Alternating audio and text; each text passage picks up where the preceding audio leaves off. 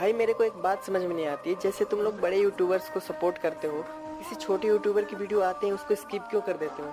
एक बार उसकी वीडियो को देखो, उस बंदे ने मेहनत की होती है भाई। और हाँ, सब्सक्राइब और लाइक करने के पैसे थोड़े ना लगते हैं यार, तो थोड़ा सा सपोर्ट दिखा दिया करो छोटे यूट्यूबर्स को।